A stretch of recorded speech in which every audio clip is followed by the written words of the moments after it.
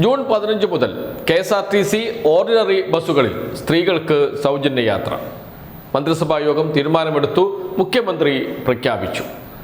ആദ്യം 100 ദിവസം അത് നോക്കിയതിനു ശേഷം മാത്രമേ അടുത്ത ഘട്ടം നടപ്പാക്കുകയുള്ളൂ. ഇത് ആദ്യ ഘട്ടമാണ് എന്നാണ് മുഖ്യമന്ത്രി പറഞ്ഞത്.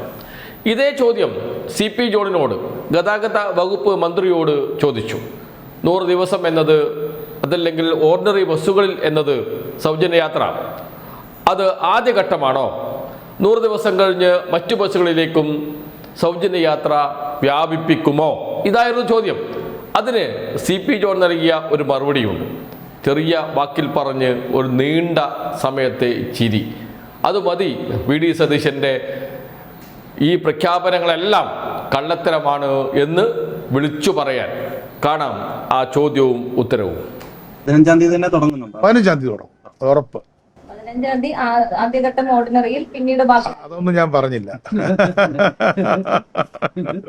15-ാം തീയതി പദ്ധതി തുടങ്ങുന്നു. അതിന്റെ സാമ്പത്തിക ബുദ്ധിമുട്ടുകളെ കുറിച്ചുള്ള ഞാൻ അങ്ങനെ പറഞ്ഞിട്ടേയില്ല എന്നാണ് CP ജോണിന്റെ മറുപടി.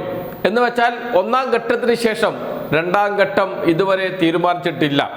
2-ാം ഘട്ടം ഉണ്ടാകാനും സാധ്യതയില്ല. ഇന്നത്തെ അവസ്ഥയിൽ തന്നെ 1000 കോടി രൂപയിലേറെ എല്ലാ വർഷവും KSRTCക്ക് നൽകണം സൗജന്യ യാത്രാ ഇനത്തിൽ സർക്കാർ.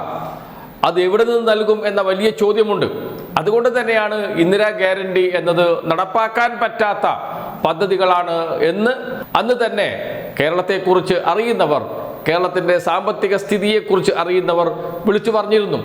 എന്നാൽ അന്ന് VD സതീശൻ, കേരളത്തിലെ മുഖ്യമന്ത്രി, പറഞ്ഞത് പണം ഞങ്ങൾ ഉണ്ടാക്കും, അതിനുള്ള വഴികൾ ഞങ്ങളുടെ മുന്നിലുണ്ട് എന്നൊക്കെയാണ്.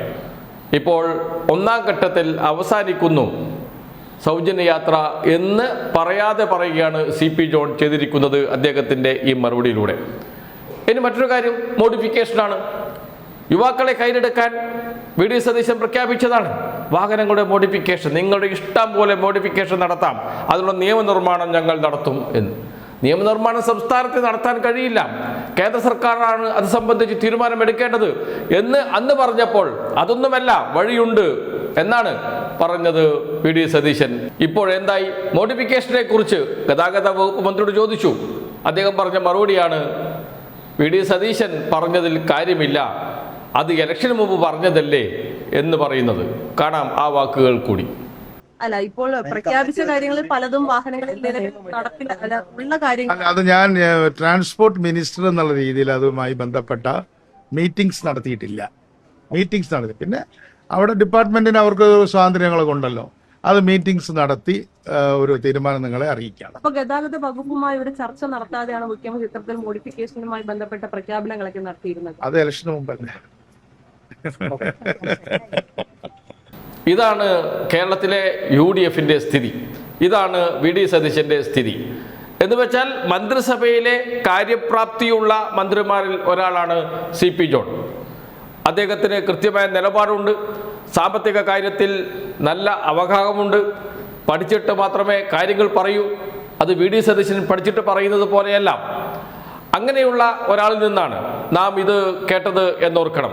എന്ന് വെച്ചാൽ കോൺഗ്രസിൻ്റെ ഇന്ദിരാ ഗ്യാരണ്ടി എന്ന പ്രഖ്യാപനം അതൊരു വലിയ കുമിളയാണ് എന്ന് പറയുകയാണ്, വിളിച്ചു പറയുകയാണ് CP ജോൺ ഈ 2 ചോദ്യത്തിന് നൽകിയ മറുപടിയിലൂടെ.